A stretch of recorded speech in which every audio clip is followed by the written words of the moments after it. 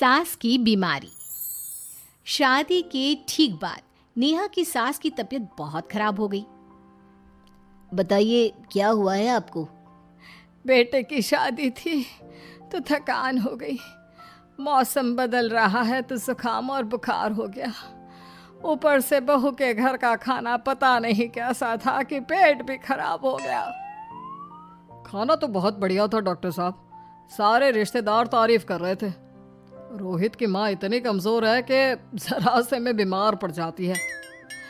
Doctor साहब आप सारी जांच करके देखिए, मुझे ऐसी क्या बीमारी है कि मेरी तबीयत ठीक ही नहीं रहती। फिलहाल तो ज़्यादा कुछ नहीं है, पहले आपके जुकाम बुखार और पेट का इलाज कर लेते हैं, फिर बाकी के टेस्ट करवा लेंगे। अभी आप ये दवाइयाँ ले आइए। पिताजी मैं डॉक्टर साहब को छोड़कर और दवाइयाँ लेकर आता हूँ। माँ जी तो बीमार थी, इसलिए नेहा ने किचन संभाल लिया। माँ जी अब आपकी तबीयत कैसी है? पहले से ठीक है। आप बैठिए, मैं खाना लगाती हूँ। तेरे बाबूजी और रोहित ने खाना खा लिया? रोहित तो टिफिन लेकर ऑफिस गए हैं माँ, और बाबूजी ने खाना खा लिया है। आप शुरू कीजिए। यह क्या, खाने में इतना तेल इतने मसाले? अरे अभी अभी तो तबीयत ठीक हुई है मेरी, तुम क्या मुझे वापस बीमार करना चाहती हो? नहीं माँ जी, ऐसा नहीं है। क्या हुआ? देखो ये बहू ने कैसा खाना बनाया है। खाना तो बहुत ही स्वादिष्ट था। अरे मैं ये खाना खाऊंगी तो बीमार हो जाऊंगी ना। ओह हाँ, बहू को अभी पता नहीं ना तुम्हारे बारे में, रोहित समझा देगा उसे। देख बहू, अच्छे से समझ लेना कि इस घर में कैसा खाना बनता है। हाँ माँ जी, मैं समझ लूँगी, लेकिन अभी आप कुछ तो खा लो। ये खाना खा लूंगी तो कल का खाना खाने के लिए बचूंगी भी नहीं। सास की बातें सुनकर नेहा उदास हो गई। उसने रोहित के घर आते ही उससे माँ जी के खाने के बारे में पूछा। आज माँ जी ने मुझे खाने के लिए बहुत बुरा भला कहा। माँ को मसालेदार और तेल घी वाला खाना सूट नहीं करता, वो बीमार पड़ जाती हैं। ऐसी क्या बीमारी है माँ जी को? पता नहीं, आज तक कई डॉक्टरों को दिखाया, कितने टेस्ट करवाए, लेकिन कोई बीमारी पकड़ में ही नहीं आई। नेहा को कुछ समझ में तो नहीं आया, लेकिन उसने अपनी सास के हिसाब का खाना बनाना सीख लिया। माँ जी आज तो खाना ठीक है ना? खाना तो ठीक है, लेकिन ये मुआ रेडियो क्यों चल रहा है इतनी तेज आवाज में? वो माँ जी मैं अकेले काम करते करते बोर हो रही थी ना, तो टाइम पास करने के लिए चला दिया। तेरा इस टाइम पास के चक्कर में मेरा सर दर्द से फटने लगा है। तेज आवाज से मुझे माइग्रेन हो जाता है। सॉरी माँ जी, मुझे पता नहीं था। तुम्हें जब तक सब पता चलेगा तब तक मैं तो भगवान के पास ही पहुंच जाऊंगी। नहीं नहीं, ऐसा मत कहिए ना माँ जी। अब मैं कहीं भूख से ही ना मर जाऊं। खाना मेरे कमरे में रख दो। बेचारी नेहा, उस दिन उसे बहुत दुख हुआ। नेहा तुम रो क्यों रही हो? आज माँ जी ने मुझे बहुत बुरा भला कहा, मैं तो सिर्फ रेडियो सुन रही थी। ओहो, तुम माँ की बातों का बुरा मत मानो, उन्हें तेज आवाज से सर दर्द होने लगता है, दर्द की वजह से बोल दिया होगा कुछ। लेकिन मुझे तो ये सब पता ही नहीं था ना। इसीलिए बाबूजी ने मुझे पहले ही फोन करके सब कुछ बता दिया, और मैं तुम्हारे लिए ये हेडफोन लाया हूँ। अब तुम अपने गाने भी सुन सकती हो और माँ को परेशानी भी नहीं होगी। ये सिर्फ एक बात का हाल है, लेकिन माँ को तो हर चीज से परेशानी है। अब क्या कर सकते हैं, माँ बीमार ही इतनी रहती है। लेकिन माँ को ऐसी कौन सी बीमारी है? तुम्हें बताया तो था, किसी भी डॉक्टर को माँ की बीमारी समझ में नहीं आ रही।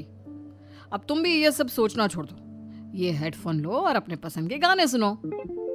रोहित के गिफ्ट से नेहा की एक परेशानी तो दूर हो गई, लेकिन उसके मन में कई सवाल खड़े हो गए। आज मैं देर से उठाऊं या तुम जल्दी उठ गई? वो माँ जी को कल रात भर सर दर्द हुआ ना, तो जल्दी उठकर उनकी जगह मैंने पूजा कर दी। अरे वाह, अच्छा अच्छा, हे भगवान ये किसकी करामत है? ये तो माँ जी की आवाज है। चलो चल के देखते हैं। क्या हुआ माँ? अच्छा, यह घर में गुलाब कौन लाया? मुझे नहीं पता, मैं तो अभी उठा हूँ। माँ जी आप कल रात भर सो नहीं पाई, तो मैंने जल्दी उठकर पूजा पाठ किया। घर में फूल नहीं थे ना, तो मैं बाजार से गुलाब के फूल ले आई। नेहा, माँ को गुलाब के फूल की एलर्जी है। अब मुझे ये कैसे पता होगा? अच्छा, तुझे कुछ पता नहीं तो तू वही काम क्यों करती है जिससे मेरी तबीयत खराब हो जाए? रोहित के बाबूजी, ये बहू मेरी जान लेना चाहती है। माँ जी, मुझे ऐसा करके क्या मिलेगा? वो तो तुझे ही पता, लेकिन कुछ तो है। रोहित की माँ, बस करो। बेचारी बहू को कुछ पता ही नहीं है, बस इसलिए उससे गलती हो जाती है। जाओ तुम कमरे में। बहू, तुम रोहित की माँ का बुरा मत मानो। वो अपनी बीमारियों से इतनी परेशान है कि उल्टा सीधा बोल देती है। नहीं नहीं बाबूजी, मुझे बुरा नहीं लग रहा, मुझे चिंता हो रही है माँ जी की बीमारी की।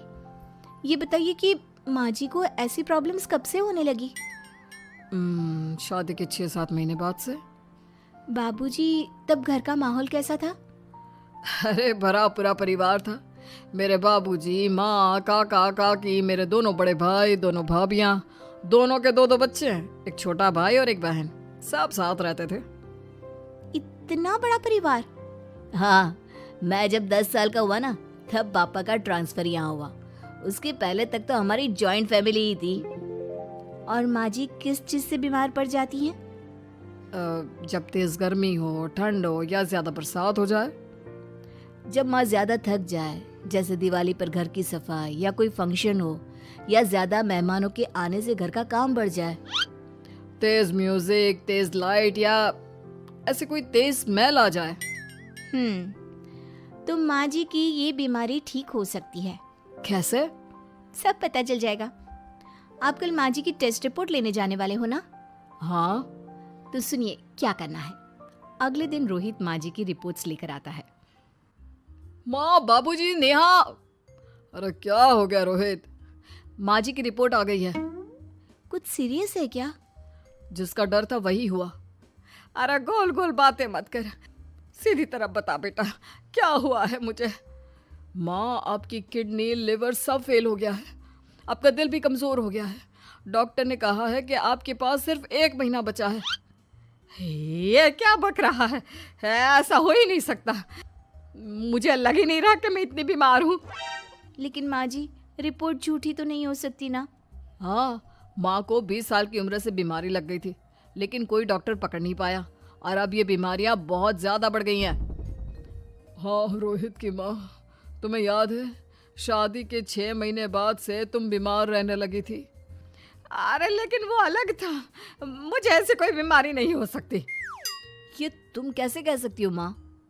हाँ, तुम उस वक्त बीमार पड़ी थी ना, और अब डॉक्टर भी यही कह रहे हैं, तो सच ही तो होगा। और आप तभी से बीमारी तो रहती आई हैं। अरे लेकिन तब मैं बीमार थी ही नहीं। क्या मतलब?